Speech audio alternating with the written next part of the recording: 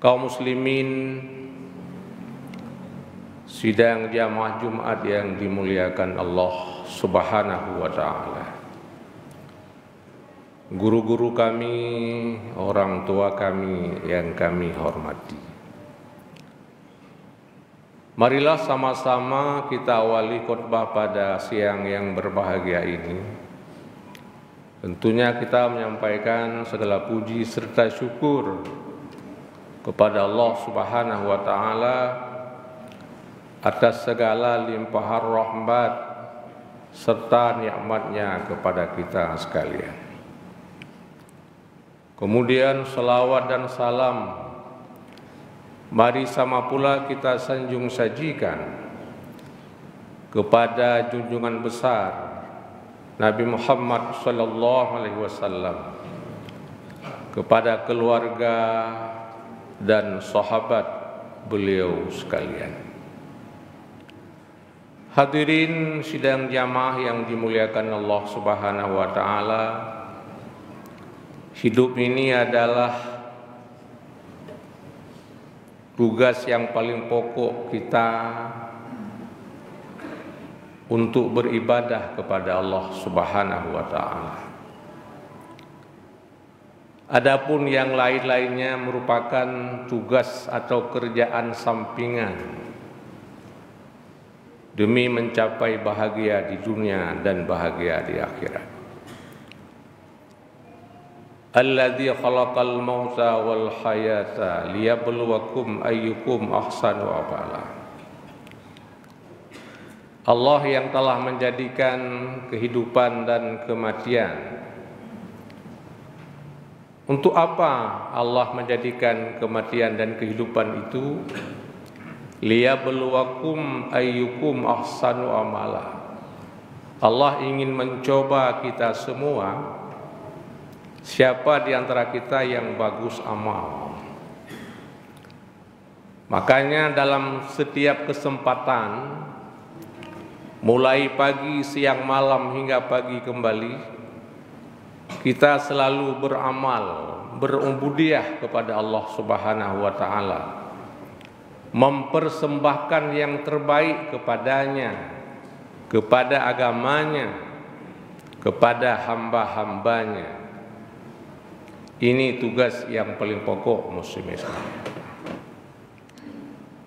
Namun ketika kita beribadah kepada Allah Subhanahu wa taala, kadangkala ada yang berat, ada pula yang ringan dalam beribadah.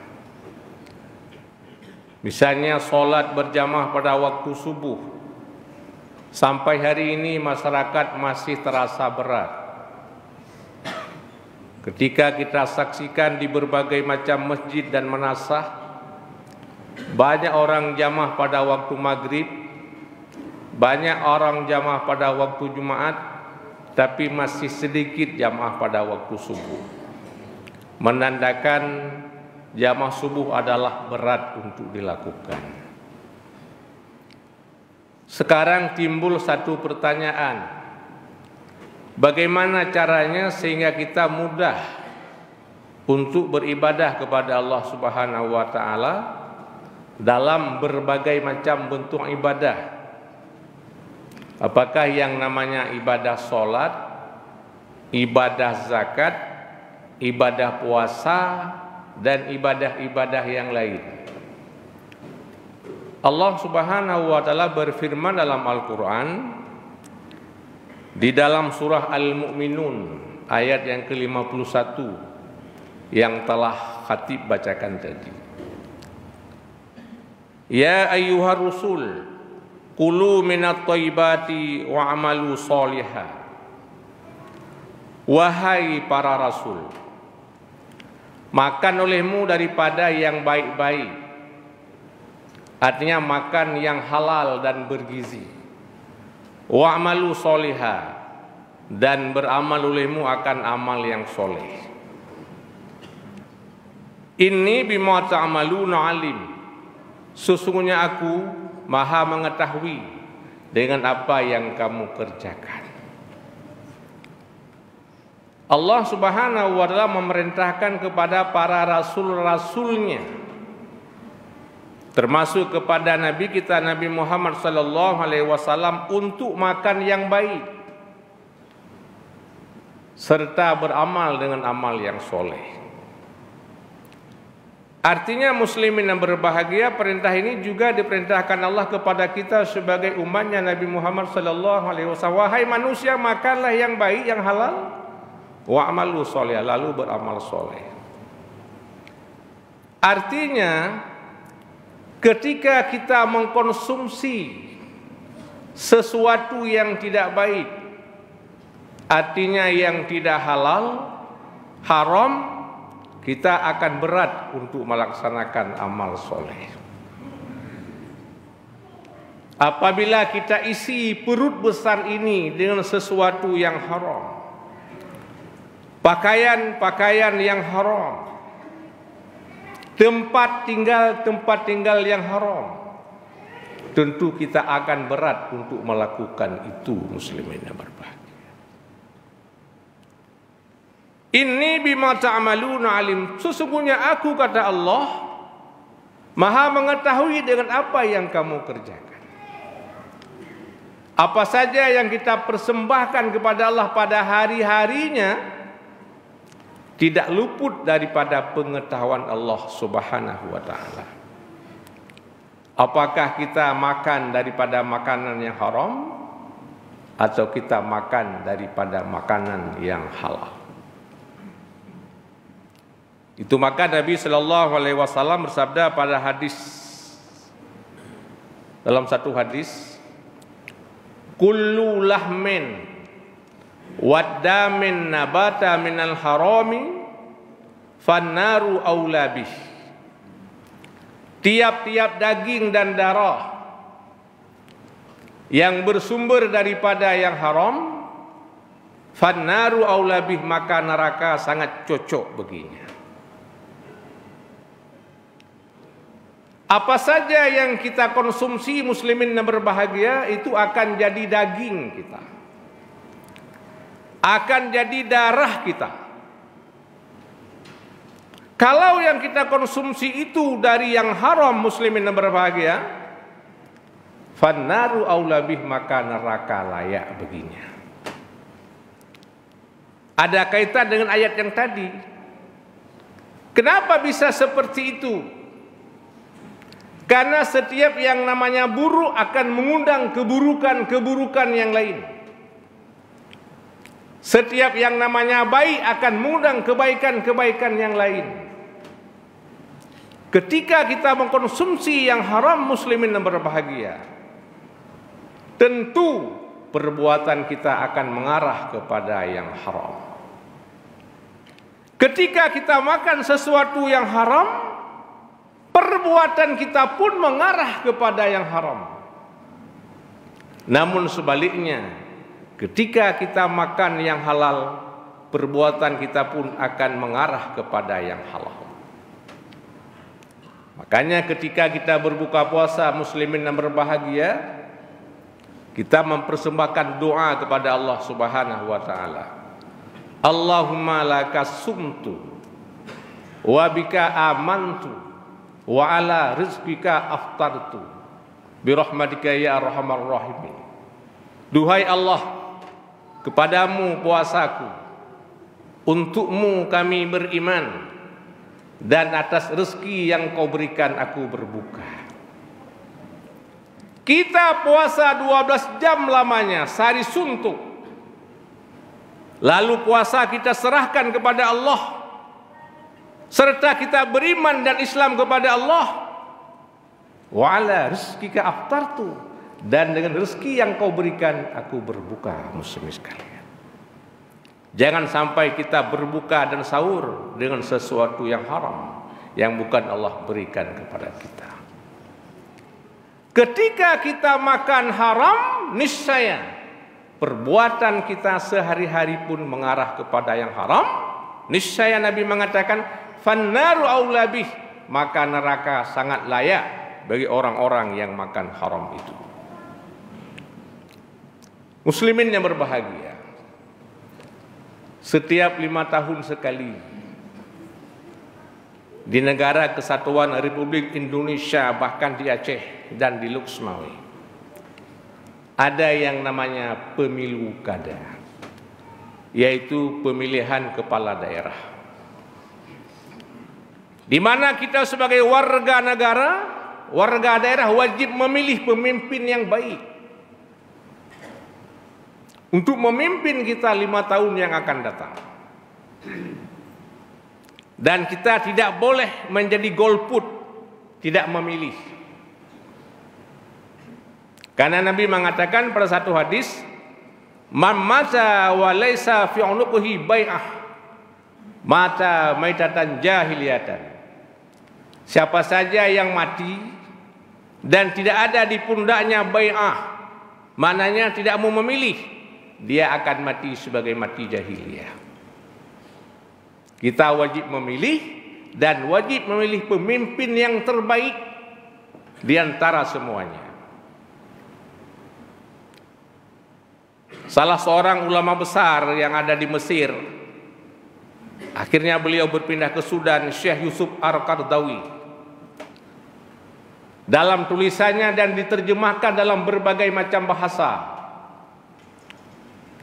ketika ada calon-calon pemimpin itu ada yang baik dan ada yang buruk. Kita wajib pilih pemimpin yang baik. Kalau semuanya baik, kita wajib pilih yang terbaik. Kalau semua calon-calon itu buruk, kita wajib pilih yang kurang buruknya. Artinya kita tidak boleh golput, tidak boleh untuk tidak memilih. Oleh karenanya muslimin berbahagia ketika ada calon-calon pemimpin itu ada yang baik dan ada yang buruk, kita wajib pilih yang baik. Jangan kita pilih pemimpin itu yang ada riswahnya, yang ada sogoknya. Ketika kita memilih seorang pemimpin gara-gara kita disogok, diberikan uang, tentu kita tidak akan mendapat pemimpin yang baik. Nabi mengatakan ar-rashi wal murtashi finnar.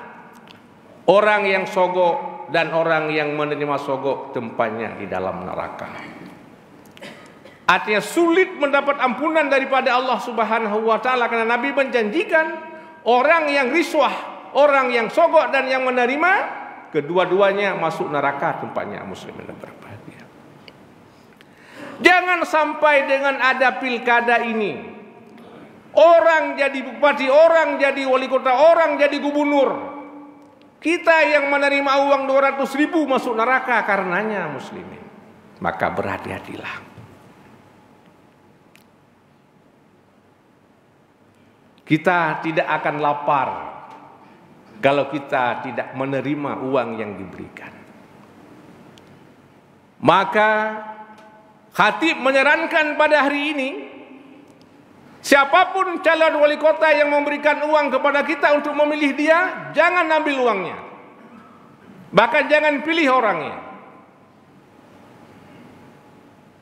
Bahkan ada orang mengatakan silakan ambil uangnya, jangan pilih orang, jangan ambil orang uangnya. Itu uang haram namanya. Uang haram. Tunggu sekalian jamaah yang dimuliakan Allah Subhanahu wa taala. Sampai kapanpun negeri ini tidak akan baik kalau dipimpin oleh orang-orang yang culas. Orang-orang yang hanya mengandalkan keuangan, bukan gagasan yang dia punya. Alhamdulillah kita bersyukur kepada Allah Subhanahu wa taala. Kemarin adik-adik kita mahasiswa di Jakarta, mereka berdemo di depan gedung DPR untuk menghentikan tujuan-tujuan jahat daripada orang-orang yang tidak kita inginkan. Akhirnya DPR dan semuanya mengiyakan keputusan Mahkamah Konstitusi. Muslimin yang dimuliakan Allah Subhanahu wa taala. Kita semua mengharapkan negeri kita yang baldatun thayyibatun wa rabbul ghafur. Negeri yang baik, negeri yang mendapat pengampunan daripada Allah Subhanahu wa taala, negeri yang masyarakatnya terdiri pada orang-orang yang bermoral.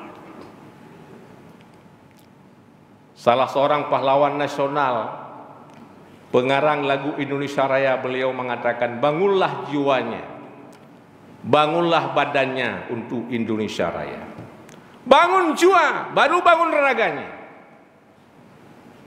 Jiwa yang bagaimana? Jiwa-jiwa yang soleh, jiwa-jiwa pemakan halal, bukan jiwa-jiwa pemakan haram. Kalau hanya kita bangun jalan, bangun jembatan, bangun kantor pemerintah, Firaun juga lebih hebat. Untuk apa kita bangun jalan, jembatan, rumah sekolah, kantor-kantor pemerintah kalau isinya para penggila-penggila, isinya orang-orang jahat, isinya orang-orang yang narkoba? Lebih baik jalannya buruk tapi orangnya baik. Lebih baik kantornya buruk tapi orangnya bermoral. Bangunlah jiwanya, bangunlah badannya untuk Indonesia Raya. Muslimin yang berbahagia, kita wajib komitmen untuk makan makanan yang halal. Ketika kita makan yang halal, niscaya akan menghadirkan perbuatan-perbuatan baik lainnya. Apalagi itu makanan dimakan oleh pejabat, oleh pemimpin, niscaya rakyatnya akan dipimpin dengan baik. Muslimin yang berbahagia, satu hadis dari Abi Hurairah. Satu ketika ada seorang pemuda tidur di Masjid Nabawi. Ketika tengah malam beliau dibangunkan oleh lapar. Dan hampir tiap malam dia lapar, memang dia miskin. Akhirnya pada satu malam dia bangun untuk mencari makanan. Dia keliling kota Madinah. Ternyata ada bau harum makanan, Pak. Semakin dia mendekat, semakin harum bau makanan itu. Rupanya ada satu rumah yang jendelanya terbuka. Lalu ia masuk ke rumah itu. Rupanya lewat ruang dapur. Di dapur itu ada makanan di atas meja yang sangat lengkap. Si pemuda itu ingin makan makanan tersebut. Karena dia sangat lapar dan makanan pun sangat enak. Ketika ia hendak makan makanan itu, rupanya ketika dia berada di Masjid Madinah sering mendengar Nabi mengatakan, siapa saja yang meninggalkan makanan yang haram, Allah akan menggantikan yang lebih baik daripada itu.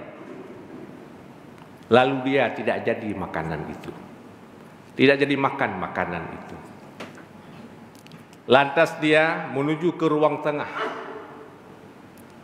Rupanya di ruang tengah, di atas meja ada perhiasan, Pak. Ada emas, intan dan berlian. Ia pun sangat ingin mengambil itu emas, itu intan dan berlian, karena memang dia orang miskin, Pak. Ketika hendak ia meraba itu makanan, itu emas, intan, berlian, ia pun teringat kepada sepotong hadis Nabi. Siapa saja yang meninggalkan yang haram, Allah menggantikan yang lebih baik daripada itu. Ia pun meninggalkan itu, tidak jadi ngambil. Lantas ia mau keluar. Ketika ia hendak keluar, rupanya ada pintu kamar, Pak, yang sedikit terbuka. Ada pintu kamar yang sedikit terbuka. Dengan cahayanya yang remang-remang, ia pun nengok ke dalam. Ternyata ada seorang perempuan cantik yang sedang tidur dan nampak auratnya. Ia seorang pemuda sehat. Ia pun ingin memperkosa wanita itu. Ketika ia mau masuk, ia pun berpikir kepada hadis Nabi. Siapa saja yang meninggalkan yang haram, Allah menggantikan yang halal dan lebih baik daripada itu. Ia pun meninggalkan. Serta dia pulang ke masjid dan tidur kembali. Tidur kembali. Ketika habis Nabi sholat subuh, Nabi biasa menyampaikan kajian kepada para sahabat. Tiba-tiba sekitar jam 8 pagi datang seorang perempuan cantik menghadap Rasulullah. Ya Rasulullah, tolong carikan kepadaku seorang suami. Saya sampai hari ini janda, tidak bersuami. Tadi malam rumahku hampir saja kemalingan. Hartaku hampir saja hilang dan aku hampir diperkosa. Jadi ya Rasulullah, bantulah saya, carikan satu orang suami kepada saya. Apa kata Nabi? Tolong bangunkan anak muda yang tidur itu. Lalu dibangunkan oleh para sahabat. Dia sedang ngantuk-ngantuk, duduk di samping Nabi. Wahai pemuda, maukah kamu kukawinkan dengan wanita ini? Diamlah si pemuda ini. Wahai perempuan, wahai wanita, maukah kamu kunikahkan dengan pemuda ini? Mau, wahai Rasulullah. Apa yang kau berikan kepada akan aku terima, wahai Rasulullah. Bagaimana kamu dengan pemuda? Sebenarnya saya mau, wahai Nabi, tapi saya tidak punya apa-apa. Bahkan saya tidak punya mahar, dan apapun akan kuberikan kepada calon istriku itu. Lalu para sahabat patungan memberikan emas sebagai mahar. Dan pada ketika itu juga Nabi menikahkan wanita itu dengan pemuda tadi. Benar janji Allah Subhanahu wa taala. Siapa saja yang meninggalkan haram, Allah akan menggantikan yang halal dan lebih baik daripada itu. Dulu ia hendak makan makanan di meja makan secara curian. Sekarang dia dihidang oleh seorang wanita cantik. Dulu ia hendak ambil uang intan berlian. Sekarang semuanya dipersembahkan kepada itu. Dulu ia hendak memperkosa. Sekarang semua jasad tubuhnya dipersembahkan kepada sang suami tercinta. Muslimin yang berbahagia. Maka benar kata Allah, ya ayyuhar rusul, kulu minat thayyibati wa amalu sholihan. Wahai Rasul, makanlah yang baik dan halal, lalu beramal soleh. Aku maha mengetahui dengan apa yang kamu kerjakan. Semoga kita menjadi hamba-hamba Allah, umat Nabi Muhammad SAW, yang komitmen untuk makan yang halal dan mengisi perut anak dan istri kita dengan sesuatu yang halal. Niscaya rumah kita menjadi hamba-hamba Allah yang selalu beribadah kepada Allah Subhanahu wa taala. Amin ya rabbal alamin.